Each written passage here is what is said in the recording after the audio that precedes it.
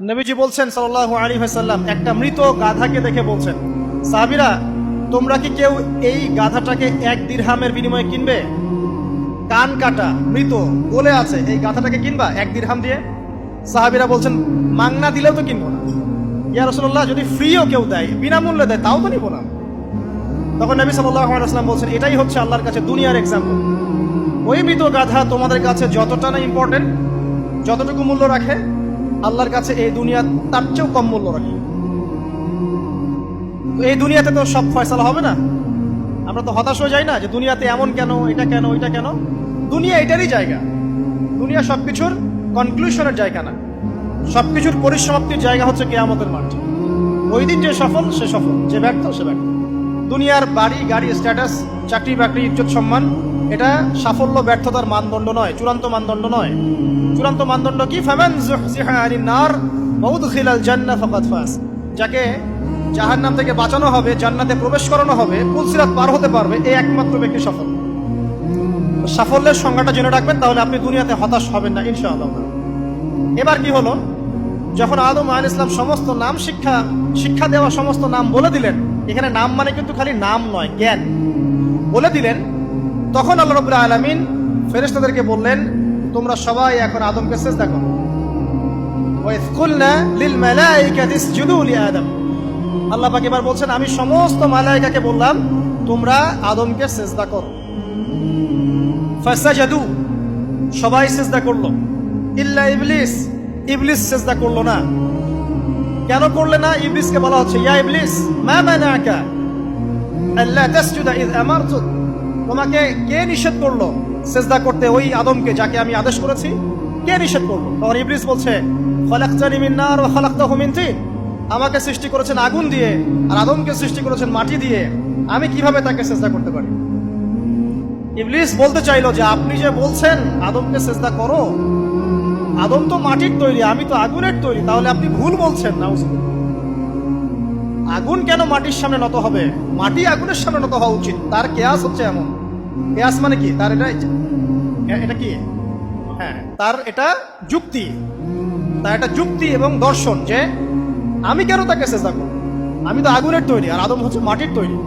তো খলাকতাহু মিন নার ওয়া খলাকতানি মিন তিন, খলাকতানি মিন নার ওয়া খলাকতাহু মিন তিন। আমাকে সৃষ্টি করেছেন আগুন দিয়ে, আদমকে সৃষ্টি করেছেন মাটি দিয়ে।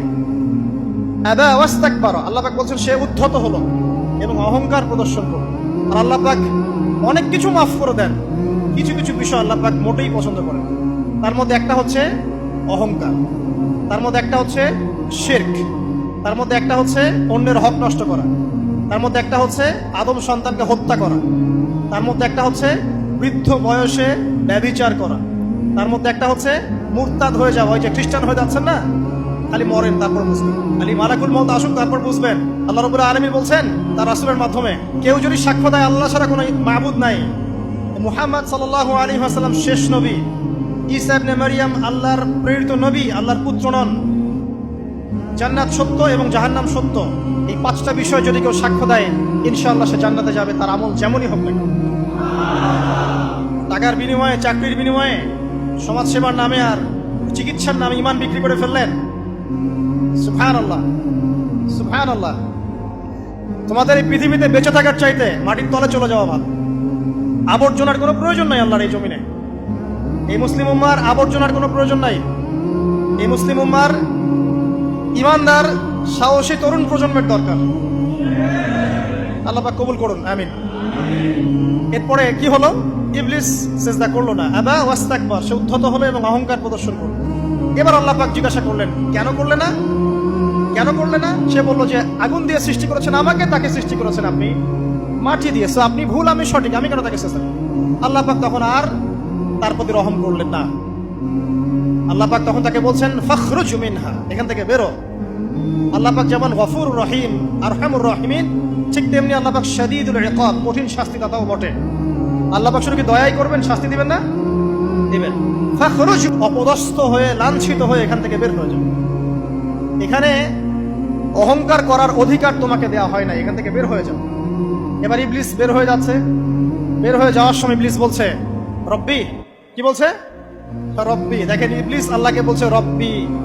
মানে ইবলিস আস্তিক। ইবলিস কি আস্তিক? ইবলিস আল্লাহ বিশ্বাস করে। ইবলিস বলছে রব্বি, হে আমার রব, আনজিরনি ইলা ইয়াউমি ইউবআসুন, আমাকে কিয়ামত দিবস পর্যন্ত অবকাশ দেন।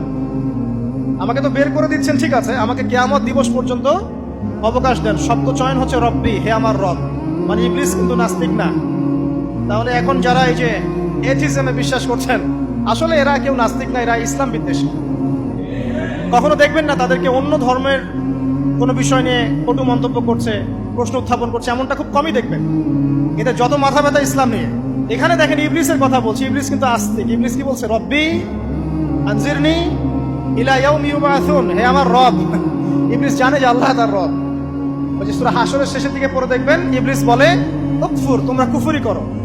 তারপরে মানুষ যখন কুফরি করে সে বলে আমি ইন্নী আখাফুল্লাহ রাব্বাল আলামিন, আমি আল্লাহকে ভয় করি যে জগৎ সমূহের প্রতিপালক। শয়তানকে মানুষকে জিজ্ঞাসা করবে, জাহান্নামীরা, তুমি আমাদেরকে পথভ্রষ্ট করেছো। শয়তান বলবে আমি কিচ্ছু করি নাই, আমি তোমাদেরকে কোনো কাজে ফোর্স করি নাই, আমি শুধু তোমাদেরকে ওয়াসওয়াসা দিয়েছি, তোমরা নিজেরাই কাজ করছো। ওয়ালা তালুমুনি ওয়ালুমু আনফুসাকুম, সূরা ইব্রাহিম পড়ে দেখেন। শয়তান বলবে তোমরা আমাকে লানত করো না, নিজেদেরকেই লানত করো, আমি তো তোমাদেরকে বাধ্য করে কাজ করাই নাই, তোমরা নিজেরাই করেছো এই কাজ। আসুন সামনে যাই। এবার আল্লাহ পাক যখন ইবলিসকে বের করে দিলেন, সে বলছে আমাকে কিয়ামত পর্যন্ত অবকাশ দিন। কিয়ামত পর্যন্ত অবকাশ নিয়ে ইবলিস কি করবে? উত্তর, ইবলিস বলছে ফাবিমা আগওয়াইতানি, হে আল্লাহ, যে কারণে বা যে আদমের কারণে আপনি আমাকে এখান থেকে বের করে দিলেন, লাআকউদান্না লাহুম সিরাতাকাল মুস্তাকিম, আমি সে আদম সন্তানের সরল পথে ওত পেতে বসে থাকবো। শয়তানের কথা কি মনে থাকবে যুবক ভাইরা? শয়তানের চ্যালেঞ্জ কি? আমি আদম সন্তানের সরল পথে ওত পেতে বসে থাকবো, মানে আমার আপনার সবার পথে সে ওত পেতে বসে আছে। এটা যদি মাথায় থাকে তাহলে জীবনে চলা সহজ হয় না? আর কি করবো?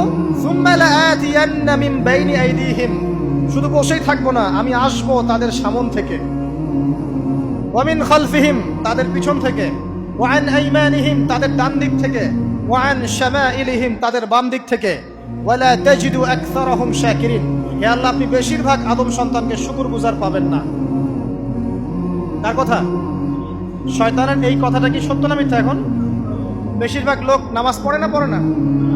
পড়ে। বেশিরভাগ মুসলিমের দাড়ি আছে না নাই? বেশিরভাগ মুসলিম সুদ খায় না খায় না? এখন বেশিরভাগ তরুণ প্রজন্ম জেনায় আছে না নাই? পর্নোগ্রাফি সবাই দেখে না দেখে না? অন্যের সম্পদ আত্মসাৎ মানুষ করছে না? দুর্নীতি করছে না? ঘুষ খাচ্ছে না? ইসলামের বিধান 100% পালন করে কত পার্সেন্ট মানুষ? খুব কম। আচ্ছা বাদ দেন এত বড় বড় কথা, শুধু কুরআনুল কারীম তেলাওয়াত করতে পারে কতজন মানুষ? বলি না আমরা 90% মুসলিমের বাংলাদেশ, তো 90% মুসলিমের বাংলাদেশে কত ভাগ মুসলিম কোরআন তেলাওয়াত করতে পারে? একটা শুমারি করে দেখেন, কোরআন শুমারি। এটা কোরআন শুমারি করে দেখেন যে কত পার্সেন্ট মুসলিম শুদ্ধ করে কোরআন পড়তে পারে। যারা পড়তে জানে তাদেরও পড়া যে কত ভুল আছে, আলেম ওলামার কাছে গেলে বুঝতে পারবেন। আর এই ভুলের কারণে যে অর্থ কত পরিবর্তন হচ্ছে আপনি তো জানেনই না। তো এই যে শয়তান বলেছে ওয়ালা তাজিদু আকসারাহুম শাকিরিন, আপনি বেশিরভাগই শুকরগুজার পাবেন। তো কথা সত্য না মিথ্যা? দেখেন, ও কিন্তু তার মিশনের মধ্যে ঠিকই আছে। কথা যে সত্য তার প্রমাণ সহিহ বুখারীর একটা হাদিস, যেটা 4 বার এসেছে বুখারীর মধ্যে, যে আদম আলাইহিস সালামকে ডাকা হবে কিয়ামতের মাঠে, ডেকে বলা হবে তোমার সন্তানদের মধ্য থেকে জাহান্নামীদেরকে আলাদা করে দাও। আদম আলাইহিস সালাম বলবেন কতজনকে আলাদা করে দিব? আল্লাহ পাক বলবেন প্রতি 1099 জনকে জাহান্নামের জন্য আলাদা করে দাও। শয়তানের কথা ঠিক না বেঠিক? এবার আল্লাহ রাব্বুল আলামিন তাকে বের করে দিলেন। ইবলিস এবার বের হয়ে গেল, চ্যালেঞ্জও করলো। এবার আল্লাহ পাক আদম আলাইহিস সালামকে ডেকে বলছে ইয়া আদম, এবার আদম আলাইহিস সালামের এই যে পাজর মানে বুকের পাজর, এখান থেকে তার সঙ্গিনীকে সৃষ্টি করা হলো। কারণ আদম আলাইহিস সালাম একাকী ছিলেন। একা একাকী থাকা যায়? একা একা থাকতে কষ্ট হয় না? একজন জীবন সঙ্গী লাগে না? তো আদম আলাইহিস সালামের এই বাম পাজরের হাড় থেকে হাওয়া আলাইহিস সালামকে সৃষ্টি করা হলো।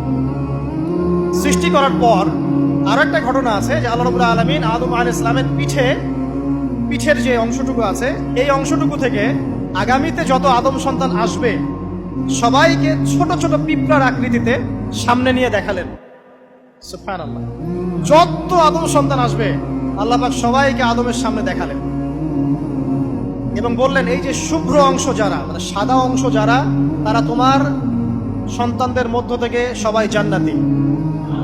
আর তোমার এই যে বাম পাশে যেগুলো কালো কালো ছোট ছোট আকৃতি দেখছো, এগুলো সব তোমার সন্তানদের মধ্য থেকে জাহান্নামী। আমরা দোয়া করি আমরা তাদের অন্তর্ভুক্ত না হই। এবার আল্লাহ পাক সবাইকে বললেন, সূরা আরাফের মধ্যে আসছে 182 নম্বর আয়াতে মনে হয়, আল্লাহ পাক বলেন আলাস্তু বিরব্বিকুম, হে আদমের সন্তানরা, আমি কি তোমার রব নই? আমি কি তোমাদের রব নই? আলাস্তু বিরব্বিকুম, আমি কি তোমাদের রব নই? আলাস্তু বিরব্বিকুম, আমি কি তোমাদের রব নই? আমরা সবাই তখন বলেছিলাম বালা ইয়া রব্বি, অবশ্যই আপনি আমাদের রব। আমরা এখন ভুলে গেছি না? আমরা সবাই এই সাক্ষী দিয়ে আসছি রুহের জগতে। আর রুহের জগৎ বলে একটা জগৎ আছে, অনেক জগৎ আছে। রুহের জগৎ একটা, দুনিয়ার জগৎ একটা, জিন জাতির জগৎ আলাদা, বারজাখ পরকালে যে কবরে রাখার পরে বারজাখের জগৎ একটা, আর দারুল করার যেটা হবে একদম জান্নাত জাহান্নাম, ওটা আরেকটা জগৎ।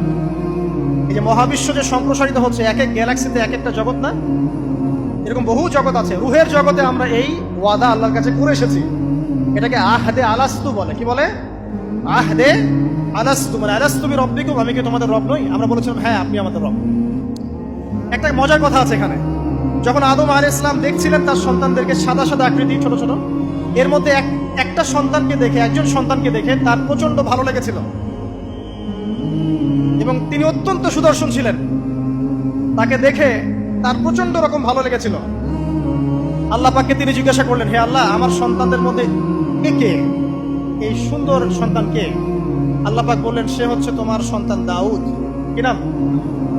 দাউদ আলাইহিস সালাম। আর আপনাকে বলে রাখি, আদম আলাইহিস সালামের ব্যাপারে যেমন আল্লাহ পাক বলেছেন আদম আমার খলিফা, ঠিক দাউদ আলাইহিস সালাম সম্পর্কেও আল্লাহ পাক বলেছেন দাউদ আমার খলিফা। বুঝতে পারলেন? কোথায় আছে? সূরা সাদ পড়ে দেখেন। ঠিক আদম আলাইহিস সালাম সম্পর্কে আল্লাহ পাক বলেছেন না যে আমি পৃথিবীতে খলিফা পাঠাচ্ছি, ঠিক দাউদ আলাইহিস সালাম সম্পর্কেও আল্লাহ পাক বলেছেন দাউদ আমার খলিফা। ইয়া দাউদ ইন্না জাআলনাকা খলিফাতান ফিল আরদ ফাহকুম বাইনান নাসি বিল হক ওয়া লা তাত্তাবি'ল হাওয়া। আয়াতটা পড়ে দেখবেন, ওইদিকে আমি পরে আসছি। তো ওই সন্তানকে দেখে তার এত ভালো লাগলো, আল্লাহর কাছে তিনি জিজ্ঞাসা করছেন, হে আল্লাহ, আমার এই সন্তানের হায়াত কত? আল্লাহ পাক বলছেন, তোমার এই সন্তানের হায়াত হচ্ছে 60 বছর। কত বছর? 60 বছর। আর আমাদের উম্মতে মুহাম্মাদের কিন্তু গড় আয়ু এরকম 60-65, এর বেশি না গড় আয়ু। তখন আদম আলাইহিস সালাম বলেন, আল্লাহ, আমার হায়াত থেকে তাকে 40 বছর দিয়ে দাও। আমার হায়াত থেকে তাকে 40 বছর দিয়ে দাও। আল্লাহ পাক তাকে 40 বছর দিয়ে দিলেন। তাই আদম আলাইহিস সালামের 1000 বছর হায়াত হয়ে গেল 960 বছর, আর দাউদ আলাইহিস সালামের 40 বছর হায়াত হয়ে গেল 100 বছর। এখন আসেন এই জায়গায় যে আদম আলাইহিস সালাম এবং দাউদ আলাইহিস সালাম দুইজনকে আল্লাহ পাক কি বলেছেন? খলিফা। খলিফা কে? খলিফা কাকে বলে? এটা একটু শুনে নি ছোট্ট করে। সূরা সাদ পড়বেন 24 কি 26 নম্বর আয়াত। আল্লাহ পাক বলছেন, ইয়া দাউদ, হে দাউদ, খলিফার কাজ কি এটা শোনেন। হে দাউদ, ইন্না জাআলনাকা খলিফাতান ফিল আরদ, নিশ্চয়ই আমি আল্লাহ তোমাকে পৃথিবীতে খলিফা করেছি। কি করেছি? খলিফা করেছি। তোমার কাজ কি? ফাহকুম বাইনান নাসি বিল হক, মানুষের মাঝে আল্লাহর বিধান দ্বারা হকের মানদণ্ডে বিচার ফয়সালা করবে। আর আল্লাহর খলিফার দায়িত্ব কি? আল্লাহর বিধান দ্বারা বিচার ফয়সালা করা। ওয়ালা তাত্তাবি'ল হাওয়া, তুমি নিজের প্রবৃত্তির অনুসরণ করবে না। ফায়ুদিল্লাকা আন সাবিলিল্লাহ, তাহলে তোমাকে এটা সরল পথ থেকে বিচ্যুত করে দেবে। ইন্নাল্লাযীনা ইউদিল্লুনা আন সাবিলিল্লাহ, নিশ্চয় যারা আল্লাহর পথ থেকে বিচ্যুত হয়ে যায়, লাহুম আযাবুন শাদীদ, তাদের জন্য কঠিন শাস্তি আছে। বিমা নাসু ইয়াউমাল হিসাব, এই কারণে যে তারা হিসাবের দিনটা ভুলে গেছে। এই আয়াত থেকে খলিফার ফাংশন বুঝতে পারলেন? খলিফার ফাংশন কি? আপনি যা ইচ্ছা তাই ফয়সালা করবেন, নিজের মন গড়া যা ইচ্ছা রচনা করবেন। ফাহকুম বাইনান নাসি বিল হক, মানুষের মধ্যে হকের মানদণ্ডে বিচার ফয়সালা করুন। হকটা কি জিনিস? আমার দর্শন হক, আমার ফিলোসফি হক, আমার যুক্তি, আমার বিজ্ঞান, এগুলোই হকের মানদণ্ড। হকের মানদণ্ড কি? কোথায় উত্তর আছে? কোরআনেই উত্তর আছে। কোন সূরা? সূরা কাহফ। কত নম্বর আয়াত? আয়াত নাম্বার 29। আল্লাহ পাক বলছেন, ওয়া কুলিল হাক্কু মির রাব্বিকুম, হক সেটাই যা তোমার রবের পক্ষ থেকে নাযিল। কথা কি ক্লিয়ার? হক কি জিনিস? যা তোমার রবের পক্ষ থেকে নাজিল হয়। ফামান শাআ ফালইউমিন, যার ইচ্ছা হয় সে স্বীকার করুক। ওয়ামান শাআ ফালইয়াকফুর, যার ইচ্ছা হয় সে অস্বীকার। ইন্না আ'তাদনা লিযালিমিনা নারান, অস্বীকারী জালেমদের জন্য আমি আগুন প্রস্তুত করে রেখেছি। তো এখানে আপনি হকের সংজ্ঞা পেলেন এবং হকের মানদণ্ডে বিচার ফয়সালা করলে পরে খলিফা হয়। যদি আল্লাহ পাকের হকের মানদণ্ডে কেউ ফয়সালা না করে সে আল্লাহর খলিফা নয়, সে শয়তানের খলিফা। কথা কি ক্লিয়ার? আচ্ছা, এখন যদি আপনি বাধ্য হন কোনো ক্ষেত্রে সেটা আলাদা বিষয়, বাধ্য হয়েছেন সেটা আলাদা বিষয়, কিন্তু আকীদা স্পষ্ট থাকতে হবে যে আল্লাহ রাব্বুল আলামিনের বিধান চূড়ান্ত, এর উপর কোনো বিধান নাই। এখন আপনি আদম এবং দাউদ আলাইহিস সালামের মধ্যে একটা সম্পর্ক বুঝতে পারলেন। এবার আল্লাহ পাক আদম আলাইহিস সালামকে ডাকলেন, ডেকে বলছেন, আদম এবং হাওয়া, তোমরা দুজন উসকুন আনতা ওয়া যাওজুকাল জান্নাহ, এবার তুমি আর তোমার স্ত্রী হাওয়া তোমরা জান্নাতে থাকো। ফাকুলা মিনহা রাগাদান হাইথু শি'তুমা, জান্নাতের যেখান থেকে ইচ্ছা তোমরা ফল খাও বা যা ইচ্ছা তাই করো, সবকিছু উন্মুক্ত তোমাদের জন্য জান্নাতে। একটা বিষয়, ওয়ালা তাকরাবা হাদিহিশ শাজারা, এই যে গাছটা দেখছো এই গাছের কাছেও যাবে না। এখানে শব্দ এমন না যে গাছের ফল খাবে না, শব্দ হচ্ছে এমন গাছের কাছেও যাবে না। যেমন ওয়ালা তাকরাবু জিনা, জিনা করবে না আল্লাহ পাক বলেননি, বলেছেন জিনার কাছেও যাবে না। ওয়ালা তাকরাবু মাল আল ইয়াতীম, ইয়াতীমের মাল খাবে না আল্লাহ পাক বলেন নাই, আল্লাহ বলছেন ইয়াতীমের মালের কাছেও যেও না। আমি কি বুঝাতে পারছি? এই গাছের কাছেও যেও না। এবার জান্নাতে তারা থাকতে লাগলেন। এবার ইবলিস তো আর হাল ছেড়ে দেয় নাই, সে কি বলেছিল, ডান বাম সামন পিছন সব দিক থেকে আসো। সে এসে ওয়াসওয়াসা দেয়। কি ওয়াসওয়াসা দেয়? হে আদম হাল আদুল্লুকা, আমি কি তোমাকে বলে দিব, আলা শাজারাতিল খুলদ ওয়া মুলকিন লা ইয়াবলা, হে আদম আমি কি তোমাকে বলে দিব এমন একটা গাছের কথা যেই গাছের ফল খেলে পরে তুমি চিরস্থায়ী জীবন লাভ করবে, কোনোদিন মারা যাবে না। এই চিরস্থায়িত্বের টোপ দিচ্ছে কে? এই চিরস্থায়ী ক্ষমতার টোপে মানুষ পথ হারাচ্ছে না পৃথিবীতে। ওয়া মুলকিন লা ইয়াবলা, এমন রাজত্ব পাবে যেই রাজত্ব কখনো ক্ষয় হবে না। চিরস্থায়িত্বের টোপ, রাজত্বের টোপ, এই দুটোই হচ্ছে পৃথিবীতে মানুষকে পথভ্রষ্ট করার শয়তানের অস্ত্র।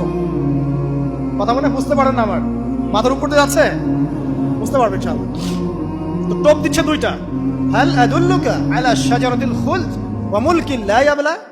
করতে করতে করতে করতে একদিন সত্যি সত্যি আমাদের পিতামাতা সেই গাছের কাছে চলে গেলেন।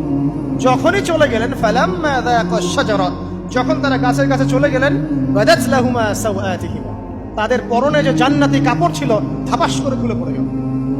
ইন্না লিল্লাহি ওয়া ইন্না ইলাইহি রাজিউন। আমাদের পিতামাতাকে পুরো মহাবিশ্বে ফেরেশতাদের সামনে জান্নাতে নগ্ন করে দিল ইবলিস। আমি মনে বুঝাতে ব্যর্থ হচ্ছি, আমাদের পিতামাতাকে জান্নাতে ফেরেশতাদের সামনে সবার সামনে নগ্ন করে কাপড় খুলে ফেললো কে? ইবলিস। তো এখন যে কাপড় খোলার সংস্কৃতি চলছে, কারা এরা? ওরা জিন শয়তান, এগুলো মানুষ শয়তান। শয়তান দুই প্রকার, মিনাল জিন্নাতি ওয়ান নাস, জিন শয়তান আর মানুষ শয়তান। ওই জিন শয়তান এদেরকে ওয়াসওয়াসা দিয়ে দিয়ে নগ্ন করেছে, এরা এখন নগ্নতার আন্দোলন শুরু করেছে। এবং আমি জানি কয়দিন পর এটা বিকিনি পরেও ঘুরবে। অবাক হচ্ছেন? কিয়ামতের আলামতের মধ্যে অন্যতম হচ্ছে মানুষ রাস্তার ধারে ধারে জেনা করবে, রাস্তার মনে মনে জেনা হবে। তখন তার সবচেয়ে ভালো মানুষ হবে সেই ব্যক্তি যে গিয়ে বলবে, বাবা তোমরা জেনা করছো, এই দেয়ালের পিছনে গিয়ে করতে পারলা না, সে হবে সবচেয়ে ভালো মানুষ। এই যে কাপড় খোলার সংস্কৃতি শুরু হয়েছে, এটা কার সংস্কৃতি? বাদাত লাহুমা সাওআতিহিমা। আল্লাহ পাক আরো বলছেন, ইয়া বানি আদম, হে আদম সন্তান, লা ইয়াফতিনান্নাকুমুশ শাইতান, শয়তান যেন তোমাদেরকে ফিতনায় ফেলতে না পারে। কামা আখরাজা আবাওয়াইকুম মিনাল জান্নাহ, ঠিক যেভাবে শয়তান তোমাদের পিতামাতাকে জান্নাত থেকে বের করে দিয়েছিল। আর কি করেছিল?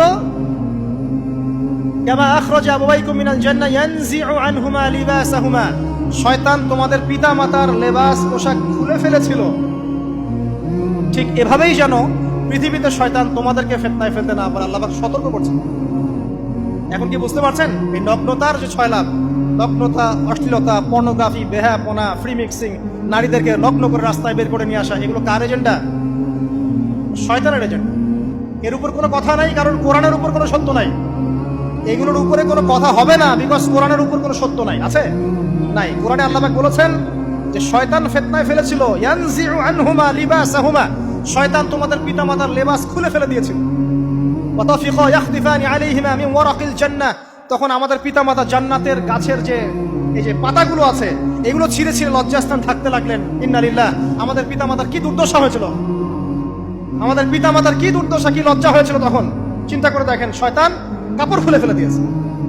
আর আমাদের পিতামাতা, আমাদের মা, আমাদের বাবা জান্নাতের এই যে পাতাগুলো ছিঁড়ে ছিঁড়ে গায়ের লজ্জাস্থান ঢাকা শুরু করেছেন, কি পরিমাণ লজ্জা চিন্তা করেন। আপনাকে যদি এখানে কেউ নগ্ন করে ফেলে, আপনি যদি না চান বিষয়টা, সবাই জোর করে আপনার কাপড় খুলে ফেলে, আপনার কেমন লাগবে? কেমন লাগবে? এই ঘটনা ঘটেছে মহাবিশ্বে, শয়তান ঘটিয়েছে। এরপর আল্লাহ পাক ডাকলেন, ডেকে বলছেন, ইয়া আদম, হে আদম, আলাম আনহাকুমা আন তিলকুমা শাজারা, হে আদম, আমি কি তোমাদেরকে দুজনকে নিষেধ করি নাই যে গাছের কাছে যাবে না?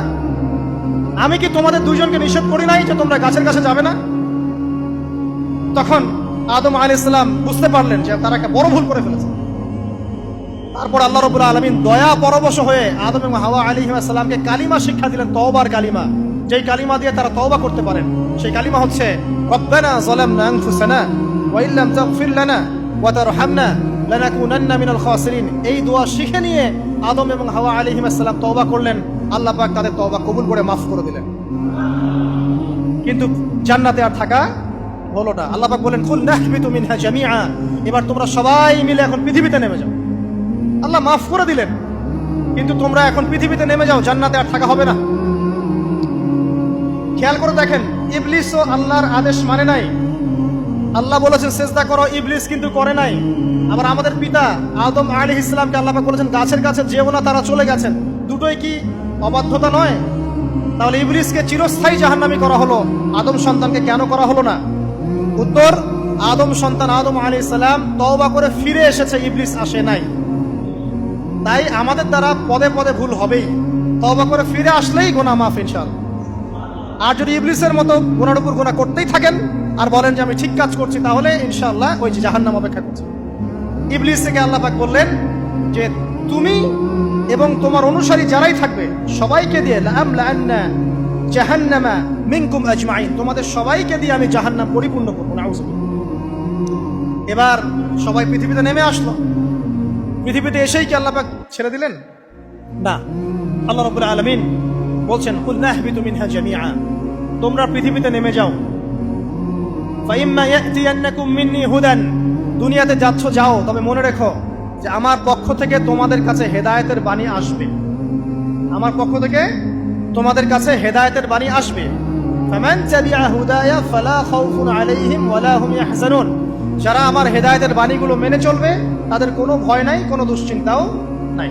ওয়াল্লাযীনা কাফারু ওয়া কাযযাবু বিআয়াতিনা, কিন্তু যারা আমার আয়াতকে কুফরি করবে, মিথ্যা প্রতিপন্ন করবে, ফাউলাইকা আসহাবুন নার, তারা হবে জাহান্নামের অধিবাসী। হুম ফিহা খালিদুন, তারা সেখানে চিরস্থায়ী হবে। এই সহজ সরল জীবন দর্শন দিয়ে আল্লাহ পাক পৃথিবীতে পাঠিয়ে দিলেন। এবার শুরু হলো পৃথিবীতে পথ চলা। পৃথিবীতে পথ চলার ক্ষেত্রে অনেক কিছু সৃষ্টি করতে হলো, আবিষ্কার, কৃষিকাজ, এটা ওটা সবকিছু। আদম আলাইহিস সালামকে আল্লাহ পাক সেই জ্ঞান ওহীর মাধ্যমে শিক্ষা দিলেন। কৃষিকাজ আল্লাহ পাক শিক্ষা দিয়েছেন, চাকা সৃষ্টি করা আল্লাহ পাক শিক্ষা দিয়েছেন, বাহন সৃষ্টি করা আল্লাহ পাক শিক্ষা দিয়েছেন। যত রকম জ্ঞান আছে সমস্ত জ্ঞান এসেছে নবীদের পক্ষ থেকে। সবকিছু জ্ঞানের মূল ভিত্তি এসেছে নবীদের কাছ থেকে, আল্লাহর ওহীর কাছ থেকে।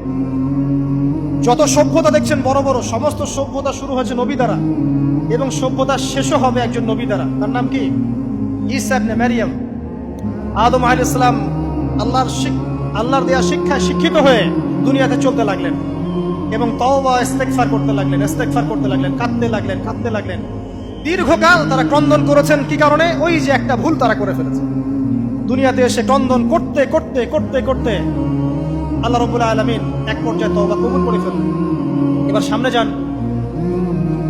তাদের সন্তান হলো হাবিল এবং কাবিল। নাম শুনেছেন? শোনেন নাই? হাবিলের কুরবানি কবুল হয়, কাবিলের কুরবানি কবুল হচ্ছে না। বিকজ কাবিল এর কুরবানির মধ্যে ইখলাস নাই। ভাইয়ের কুরবানি কেন কবুল হচ্ছে, আমারটা কেন হচ্ছে না? হিংসার বশবর্তী হয়ে কাবিল হাবিলকে হত্যা করে ফেললো।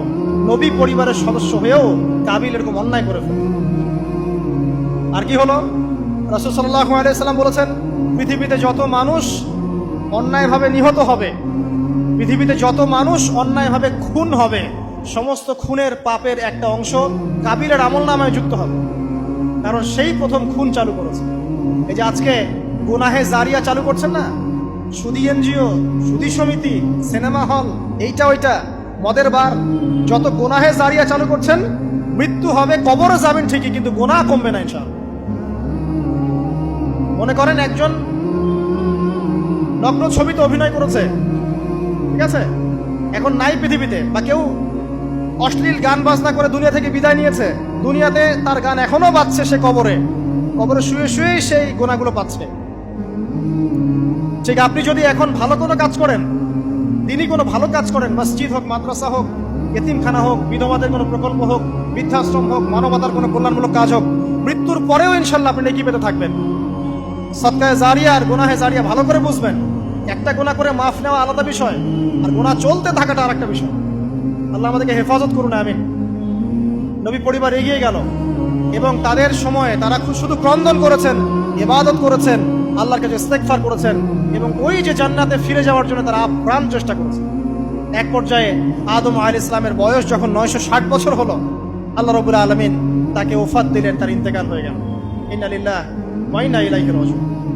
এরপরেও নবী পরিবার চলতে লাগলো, চলতে চলতে পরবর্তীতে আসলেন নূহ আলাইহিস সালাম, তারপরে ইব্রাহিম, আদ জাতি, তারপর সামুদ, তারপরে শুআয়ব, কওমে মাদিয়ান, মূসা, দাউদ, সুলাইমান, ইসহাক, ইয়াকুব।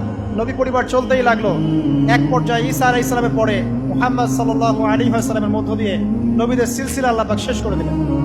এভাবেই সভ্যতা এগিয়ে গেছে, এভাবেই আমাদের পিতামাতার হাত ধরে জ্ঞান পৃথিবীতে এসেছে। এবং ওই যে শয়তানের মিথ্যা প্রলোভন, প্রতারণা, এর ফলশ্রুতিতে ওই যে আমাদের পিতামাতার গা থেকে কাপড় খুলে পড়লো, আল্লাহ পাক রাগান্বিত হয়ে সবাইকে দুনিয়াতে নামিয়ে দিলেন, ইবলিসকে চিরস্থায়ী জাহান্নামী ঘোষণা করলেন। কিন্তু আমাদের পিতামাতার ক্রন্দন, তওবা, ইস্তেগফার, আমলের বদৌলতে, আল্লাহর রহমতে আল্লাহ পাক পিতামাতাকে মাফ করে দিলেন। এভাবেই মানব জাতি এগিয়ে যাচ্ছে। আজকে আমরা এই পর্যায়ে পর্যন্ত এসেছি। আদম আলাইহিস সালামের এই সংক্ষিপ্ত জীবনী থেকে আমরা কি শিখলাম? আমরা শিখলাম যে আল্লাহ রাব্বুল আলামিন অনেক ভালোবেসে, অনেক মহব্বত করে, মমতা দিয়ে, মায়া দিয়ে নিজের হাতে আমাদের পিতাকে সৃষ্টি করেছেন। এক, দুই, আমাদের পিতাকে আল্লাহ রাব্বুল আলামিন তার পক্ষ থেকে জ্ঞান শিক্ষা দিয়েছেন। এই কারণে আদম সন্তানরা জন্ম থেকেই দেখবেন কিছু না কিছু জ্ঞানে জ্ঞানী হয়েই থাকে। জ্ঞান আপনার ডিএনএর মধ্যে থাকেই। আল্লাহ রাব্বুল আলামিন আদম আলাইহিস সালামের মধ্যে রূহ ফুঁকে দিয়েছেন। আল্লাহ রাব্বুল আলামিন আদম আলাইহিস সালামকে জান্নাতে রেখেছেন। আল্লাহ রাব্বুল আলামিন গাছের কাছে যাওয়ার পরেও তওবা ইস্তেগফারের মধ্য দিয়ে তাকে মাফও করে দিয়েছেন। আল্লাহ রাব্বুল আলামিন আদম এবং হাওয়া আলাইহিস সালামের মধ্য দিয়ে এই পৃথিবীতে মানব জাতির সিলসিলা অব্যাহত রেখেছেন এবং কিয়ামত পর্যন্ত যত আদম সন্তান আসবে তাদের জন্য আল্লাহ পাক তার পক্ষ থেকে হেদায়েত প্রেরণ করেছেন। এক যুগে তাওরাত এসেছে, কখনো জাবুর, কখনো ইনজিল, কখনো কোরআন। সর্বশেষ টেস্টামেন্ট হিসেবে কোরআন এসেছে। এখন যদি এই ওহীর বাণী, কোরআন এবং এর ব্যাখ্যা, হাদিস আমরা মেনে চলি, ইনশাআল্লাহ তাআলা আমরা আবার সেই জান্নাতে ফিরে যাব যেখান থেকে আমাদেরকে নামিয়ে দেওয়া হয়েছে। আর যদি আমরা কোরআন এবং হাদিস বা আল্লাহর ওহীর পরোয়া না করি, এর আলোকে জীবন না করি, তাহলে ওই ইবলিসের সাথেই আমাদেরকে জাহান্নামে থাকতে হবে। না, আউযুবিল্লাহ। আল্লাহ রাব্বুল আলামিন আমাদের সবাইকে কোরআন এবং সুন্নাহ, আল্লাহর ওহী মেনে চলার তৌফিক দান করুন এবং ইবলিসের খপ্পর থেকে আল্লাহ পাক আমাদেরকে বাঁচিয়ে রাখুন। ইবলিসের যত এজেন্ট আছে, ওদের যে দুরভিসন্ধি, ষড়যন্ত্র এবং শয়তানি ফাঁদ, এগুলো থেকে আল্লাহ পাক আমাদেরকে, আমাদের মা বোনদেরকে, আমাদের পরিবারের সদস্যদেরকে, আমাদের সমাজকে, রাষ্ট্রকে আল্লাহ পাক হেফাজত করুন, বাঁচিয়ে রাখুন, আমিন।